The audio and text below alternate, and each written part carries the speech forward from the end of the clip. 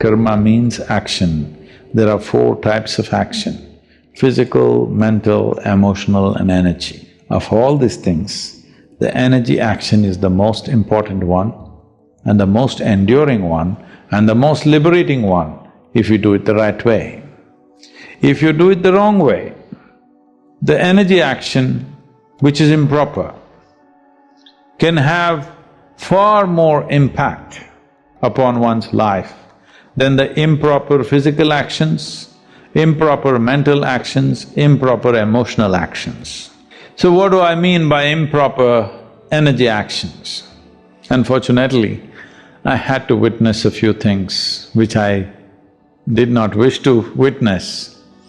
Certain people trying to misuse a little flexibility in energy that came with certain practice of yoga or a certain initiation especially. There are some over-smart people that when you initiate them, when it's fresh, when they're bursting with energy, they want to use it for something else. They want to channelize it to impress their neighbors or to make some money out of it or in some way use it. What was offered to them for their well-being, they try to do something else, that can happen. Or a better example would be, see there are many ways you can perform negative action. One thing is, let's say you sat here and thought that somebody that you don't like must die, or you even thought how to kill them. It has a certain level of impact on you. On another level, you had a thought, but not just a thought, a strong emotion. Now it has a much deeper impact upon you. You acted upon this thought and emotion and you actually performed the action, then it has a much deeper impact on you. Now, you understand that if you perform these actions, there may be consequences, so you found another way. You found somebody who will do certain type of energy action through which the person that you don't like will die. There is an entire science like this. One Veda among the four Vedas is dedicated to this is called as Atharvana Veda, where it's about learning to use energies towards your benefit and other people's detriment. You've heard of words like black magic, where people have learned to use energies to cause harm to someone else. Once you energetically try to influence somebody for some benefit of your own, now this will be the worst karma because the impact of this goes very deep into you because you're employing your energies to do this. You see people bursting out here with different kinds of energies, whatever. If you want to convert them into healers, they would be very effective healers, no question about it. But if anybody attempts any such thing, they had it. I'll wrap them up in such a way that they'll never again know anything spiritual in their whole life. And definitely we'll check them out of this place also, because we don't want such people. Not because we are against relieving another person's pain, but you meddling with another person's life process without knowing the whole of it is irresponsible. It is like you saw, these days you can see videos of major surgeries happening. So you saw a video like this, you observed everything very carefully.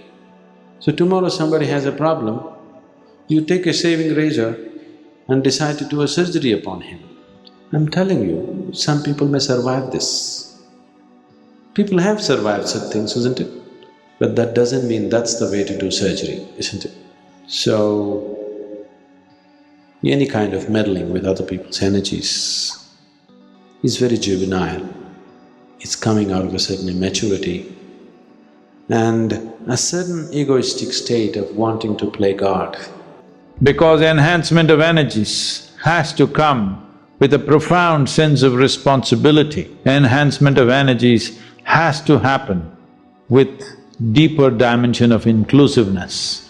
Without inclusiveness, if you use energy, this will be the worst karma. So, those of you who find some dramatic changes happening in your life because of initiations, you must take care. You must take utmost care that you never try to use this ability to transform to do something else. Of course, some of you think you will do a great thing by healing somebody, by intervening in somebody's life in some other way. No, this will be the worst type of karma you perform, because once you try to use your energies and still you are capable of anger, you are capable of drawing boundaries of what is you and what is not you, what is yours and what is not yours. When these things are still there, you should never ever try to do anything energetically, because this will be the most impactful karma that you will do. This is the reason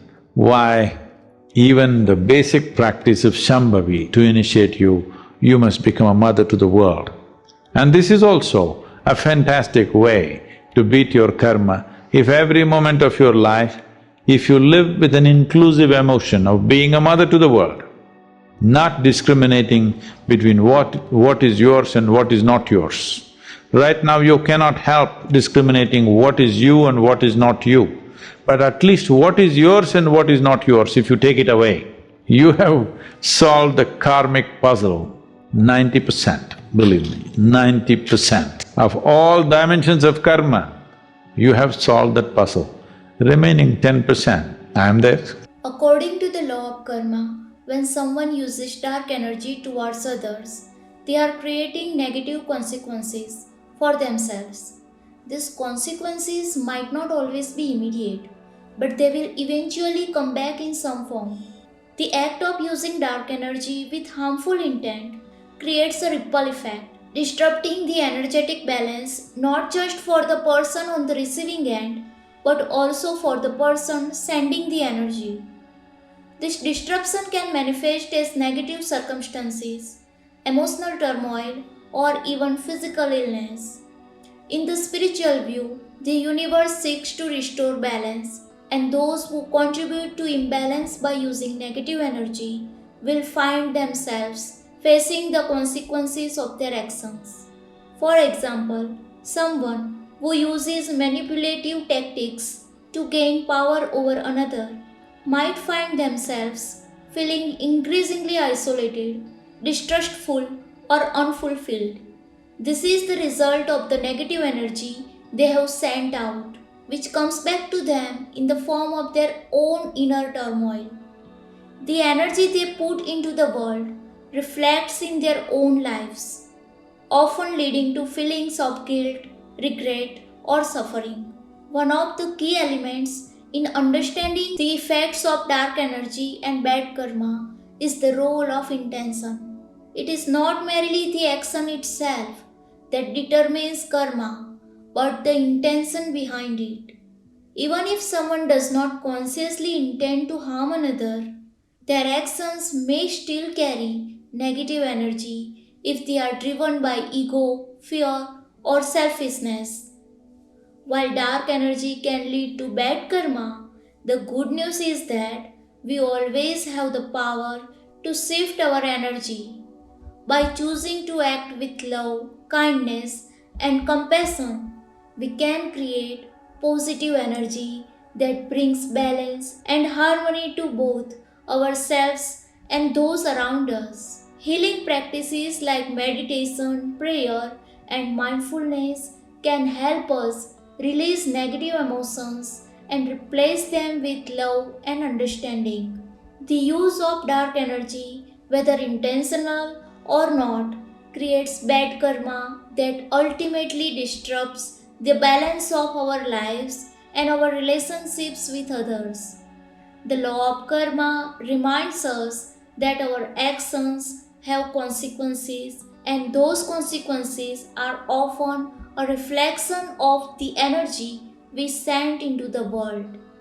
To create positive karma, we must focus on acting with love, compassion, and respect toward others.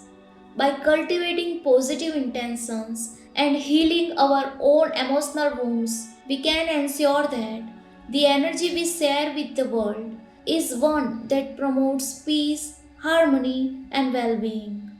Only by choosing light over darkness can we break free from the cycle of negative karma and live a life of true balance. Namaskaram.